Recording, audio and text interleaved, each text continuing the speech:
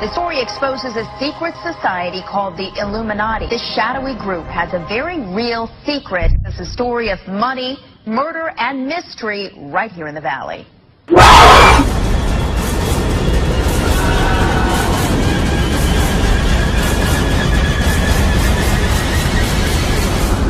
I have tried to pretend that everything is okay, but everything is not okay. We will make a lot of money. We are all living in the world they've created. Other organizations that shall remain nameless.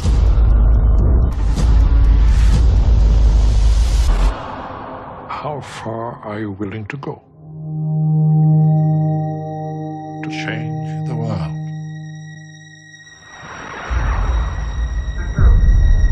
You must leave. If you do not disperse, you may be arrested and or subject to other police action. Other police action may include actual physical removal, the use of riot control agents and or less lethal munitions.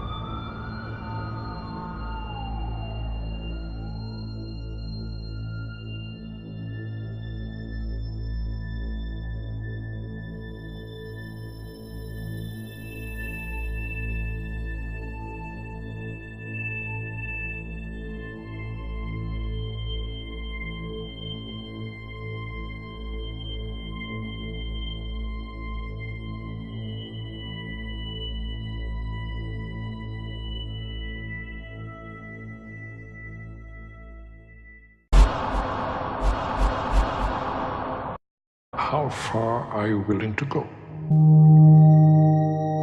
to change the world? You had better wake up and understand that there are people who are guiding your life and you don't even know it.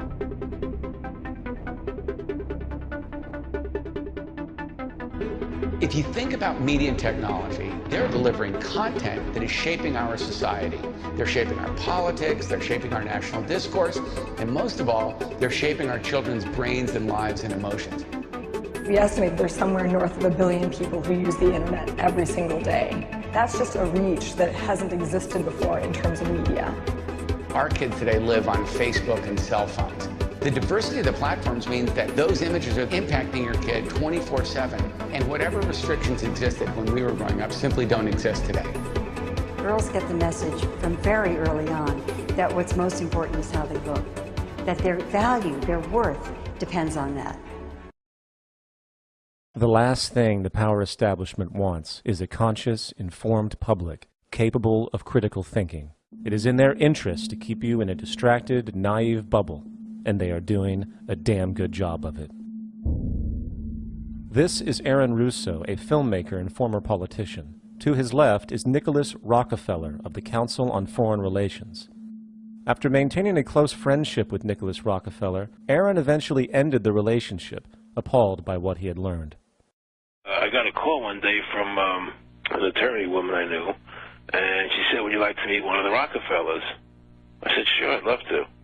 And we became friends, and he began to divulge a lot of things to me. So he said to me one night, he said that there's going to be an event there, and out of that event, you're going to see we're going to go into Afghanistan, so we can run pipelines from the Caspian Sea. We're going to go into Iraq to take the oil and establish a base in the Middle East, and we're going to go into Venezuela and try and get rid of Chavez. And the first two they've accomplished. Chavez they didn't accomplish. And he said you're going to see guys going into caves looking for looking for people that they're never going to find. You know, he was laughing about the fact that you have this war on terror. There's no real enemy. He's talking about how by having this war on terror, you can never win it because it's an eternal war. And so you can always keep taking people's liberties away. And I said, how are you going to convince people that this war is real? He said, but the media can convince everybody it's real. I mean, you know, it's just that you keep talking about things. You keep saying it over and over and over again, and eventually people believe it. You know, you created the Federal Reserve in 1913 through lies. You create 9/11, which is another lie. Through 9/11, you're fighting a war on terror, and now all of a sudden you go into Iraq, which was another lie, and now they're going to do Iran. you know, and so one thing leading to another, leading to another, leading to another. Now, I would say to them, what are you doing this for? What's the point of this thing? You have all the money in the world you ever want. You have all the power. I said, you know, you're hurting people. It's not a good thing. And he would say, what do you care about the people for? Take care of yourself and you take care of your family. And then I said to him, what are the ultimate goals here? He said, the ultimate goal is to get everybody in this world chipped with the RFID chip and have all money be on those chips and everything on those chips. And if anybody wants to protest what we do or violate what we want, we just turn off their chip. How far will the sickness of power go? To what lengths will those in control go in order to maintain and preserve their positions?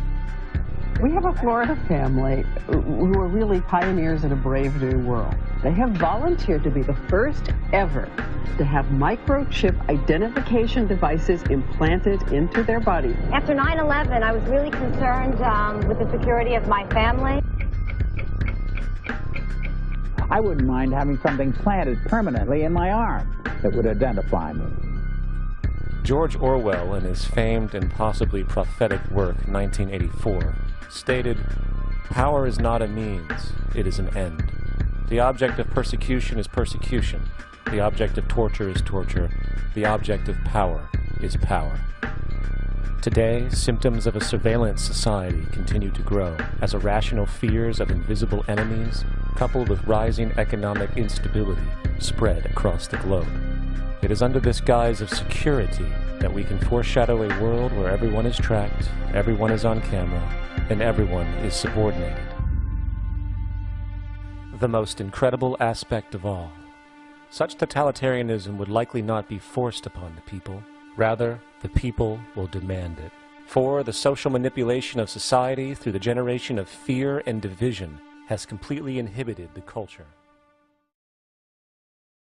Most people still today think that all entertainment to do with movies, drama, is therefore nothing more than their entertainment. It never ever was that case.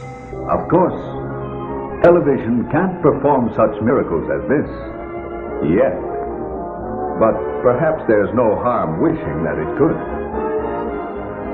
The greatest social messages are promoted through movies and drama, high drama, through the fixation of emotive sequences, emotional sequences, not logical, factual sequences, but pushing points across in an emotional way which register and fix in the mind.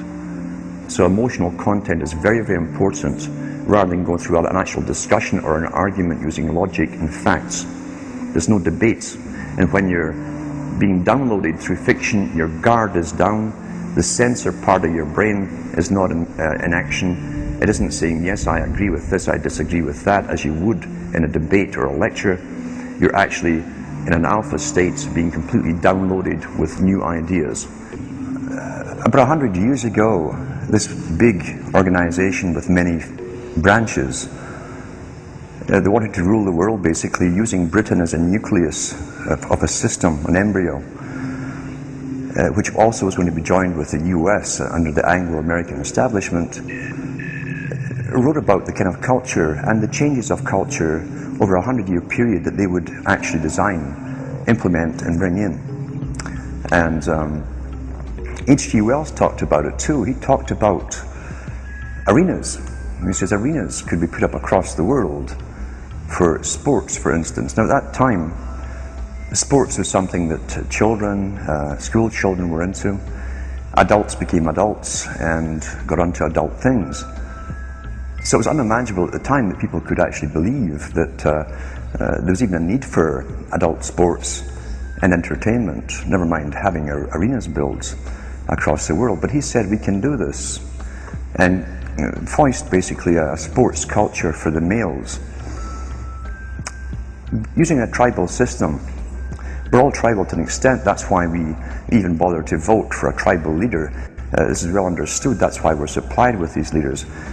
And because the average man was to become more disengaged from his own destiny as the expert class arose, it was decided that the males would get their outlet basically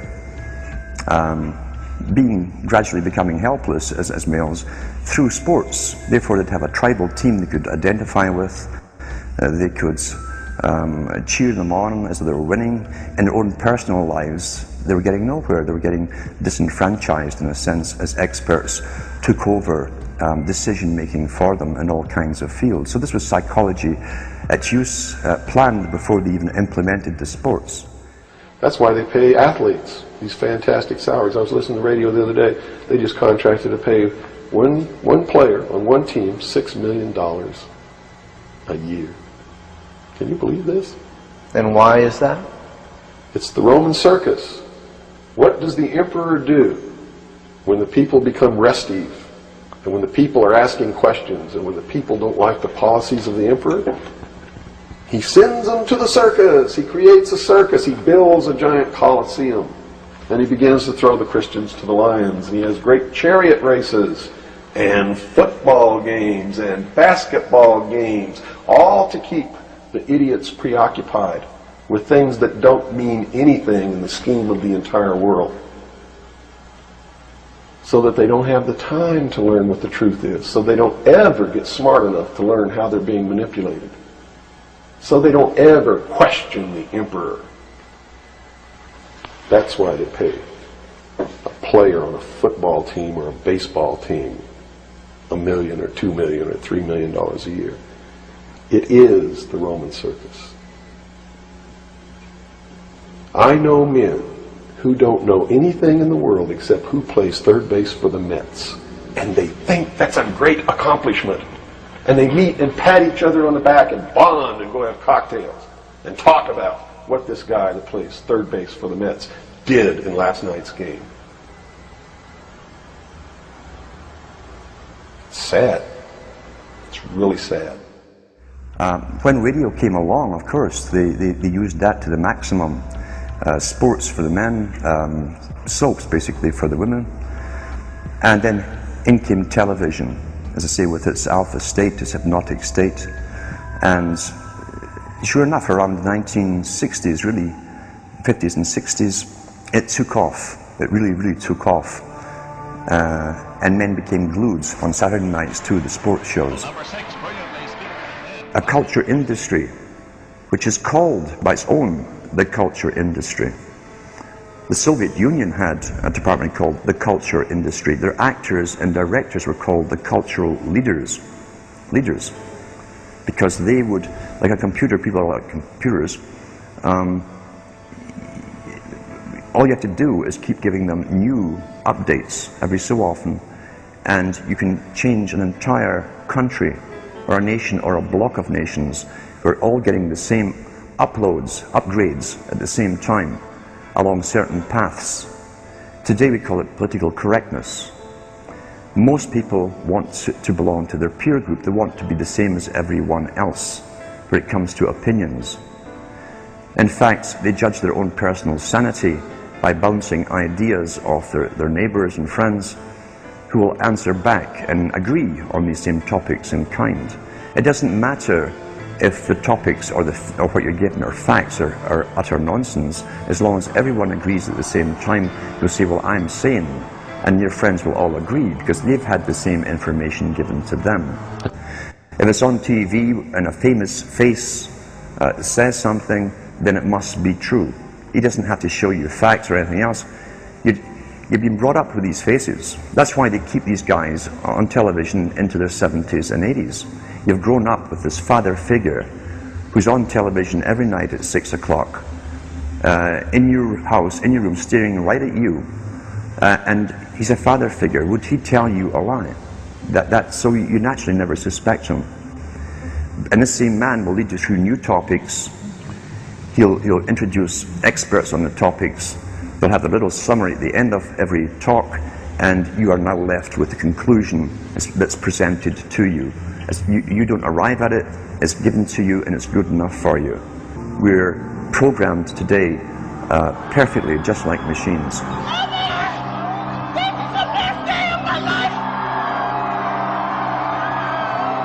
We tie this in with the Brzezinski. Brzezinski said in 2 Ages, now this guy was way up with the NSA, He's a master geopolitician. He admits he works in 20, 50-year periods to do with geopolitics in other countries. But he said himself, the public will shortly be unable to think or reason for themselves. It was meaning by the form of information that was given to them, the type, the formulas that were in use then in the 1970s. He says, eventually they'll be unable to think or reason for themselves. And eventually, he said, they will expect the media to do all their thinking and reasoning for them. Well, that's happened today. That's why people today can't think outside of the programming from television. This is a scientific dictatorship which Bertrand Russo said, and the Huxleys said, both Aldous and Julian Huxley said they would bring in the scientifically controlled society. Well, now, in regard to this problem of the ultimate revolution, this has been very well summed up by the moderator. In the past, we can say that all revolutions have essentially aimed at changing the environment in order to change the individual. I mean, there's been the political revolution, the economic revolution, in the time of the Reformation, the religious revolution. All these aimed, as I say, not directly at the human being, but at his surroundings, so that by modifying the surroundings you did achieve, at one remove, an effect upon the human being. Today, we are faced, I think, with the approach of what may be called the ultimate revolution, the final revolution, where a man can act directly on the mind-body of his fellows. Well, needless to say, some kind of direct action on human mind-bodies has been going on since the beginning of time. But this has generally been of a violent nature. The techniques of terrorism have been known from time immemorial, and people have employed them with more or less ingenuity, sometimes with the utmost crudity, sometimes with a good deal of skill acquired by a process of trial and error, finding out what the best ways of using torture, imprisonment, constraints of various kinds. Well, it seems to me that the nature of the ultimate revolution with which we are now faced is precisely this, that we are in process of developing a whole series of techniques which will enable the controlling oligarchy, who have always existed and presumably always will exist, to get people actually to love their servitude. This is seems to me the ultimate in malevolent revolution, shall we say. And this is a problem which has interested me for many years, and about which I wrote 30 years ago a fable, The Brave New World, which is essentially the account of a society making use of all the devices at that time available, and some of the devices which I imagined to be possible, making use of them in order to, first of all, to standardize the population, to iron out inconvenient human differences, to create, so to say, mass-produced models of human beings arranged in some kind of a scientific caste system. A number of techniques about which I talked seem to be here already, and that there seems to be a general movement in the direction of this kind of ultimate revolution, this method of control by which people can be made to enjoy a state of affairs which, by any decent standard, they ought not to enjoy. This, I mean, the enjoyment of servitude. Is there any room in In a kind of society where these manipulations are not taking place for this type of entertainment or any type of entertainment at all?